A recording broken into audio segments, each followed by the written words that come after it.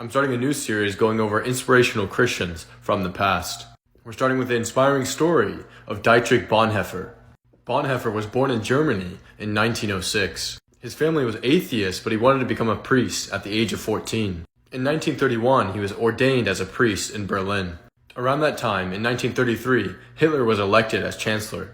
Bonhoeffer was one of the few bold opponents to Hitler's philosophy. 2 days after Hitler's election, Bonhoeffer went on radio and publicly criticized him. It was cut off midair. He raised up opposition to the persecution of Jews. He argued every church had a responsibility to stand up against Hitler.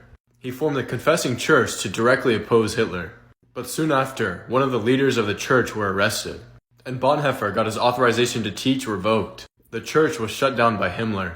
He was officially declared an enemy to the state. But Bonhoeffer persisted.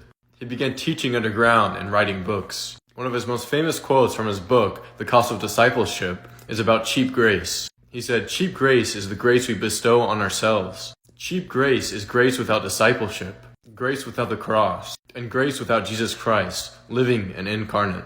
Later on, he feared that he had to take an oath to Hitler or be arrested, so he left Germany. But very soon after that, he felt very guilty. He didn't want to seek sanctuary, and he wanted to practice what he preached.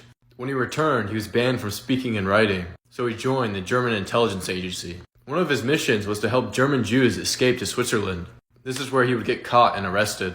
In his letters from prison, Bonhoeffer reflects on the value of being imprisoned.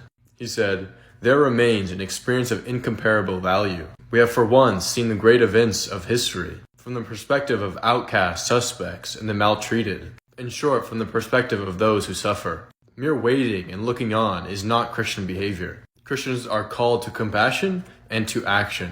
Eventually, he was moved to a concentration camp.